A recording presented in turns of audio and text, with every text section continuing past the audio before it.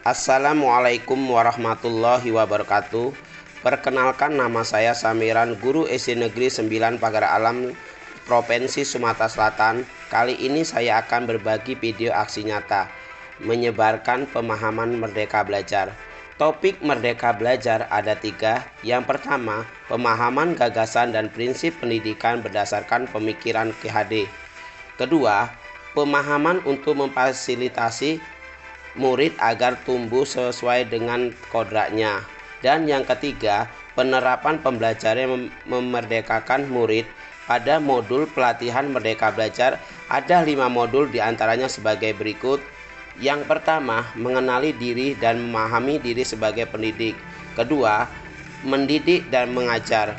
Ketiga, mendampingi murid dengan utuh dan menyeluruh. Keempat, mendidik dan melatih kecerdasan budi pekerti. Dan kelima, pendidikan yang mengantarkan keselamatan dan kebahagiaan. Pada modul 1, mengenali diri dan memahami diri sebagai pendidik. Tujuan pendidikan, menurut Ki Hajar Dewantara, menjelaskan bahwa tujuan pendidikan yaitu menuntun segala kodrat yang ada pada anak-anak agar mereka dapat mencapai keselamatan dan kebahagiaan yang setinggi-tingginya, baik sebagai manusia maupun sebagai anggota masyarakat. Pada modul ini kita akan belajar 3 hal. Yang pertama, memahami, menghayati diri sebagai manusia yang merdeka untuk terus belajar. Sebelum memerdekakan murid, tentunya kita sebagai guru harus memerdekakan terlebih dahulu diri sendiri, yaitu dengan cara merefleksi apa yang telah kita lakukan. Kemudian kedua, menyelaraskan peran guru yang relevan dengan konteks murid dan zaman. Dan yang ketiga, bertutur kata lembut, mendengarkan pendapat, memotivasi untuk gemar dan senang belajar. Modul 2, mendidik dan mengajar.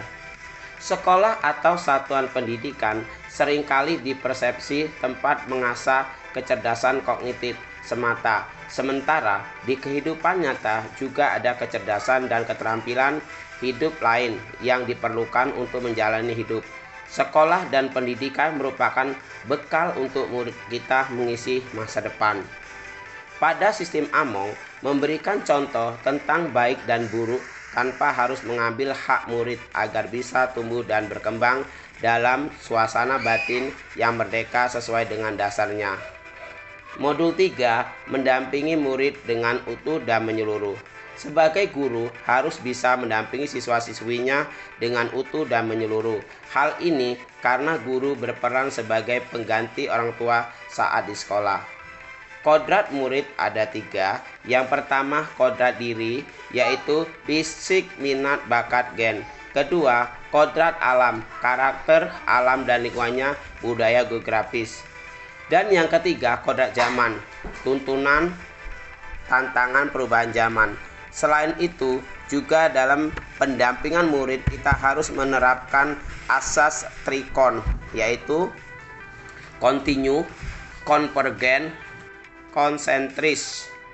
Kontinu artinya pengembangan yang dilakukan harus berkesinambungan, dilakukan secara terus-menerus dengan perencanaan yang baik.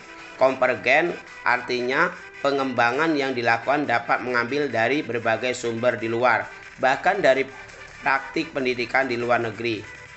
Dan konsentris artinya pengembangan pendidikan yang dilakukan harus tetap berdasarkan kepribadian kita sendiri. Pada modul 4, mendidik dan melatih kecerdasan budi pekerti.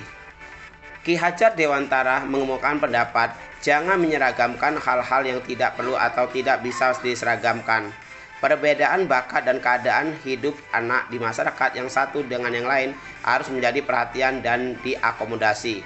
Budi pekerti merupakan perpaduan antara cipta dan rasa sehingga menghasilkan karsa.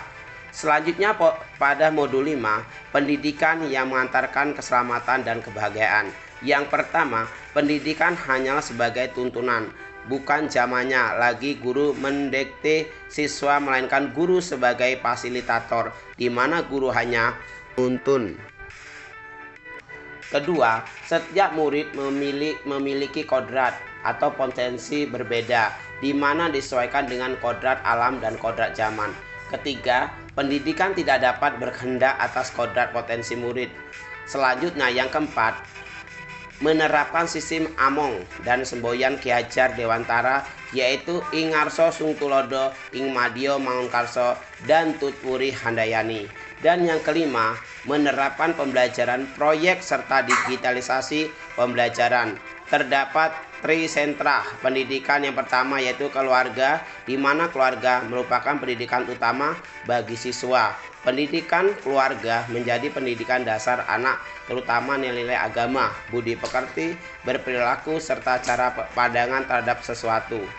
Kedua, yaitu sekolah. Sekolah merupakan rumah kedua bagi anak yang menyediakan ilmu pengetahuan, keterampilan, budaya, dan budi pekerti. Dan yang ketiga, lingkungan masyarakat sama halnya dengan keluarga dan sekolah. Lingkungan masyarakat sangat berpengaruh terhadap pendidikan anak, yaitu tentang bagaimana anak itu bergaul dan berkembang.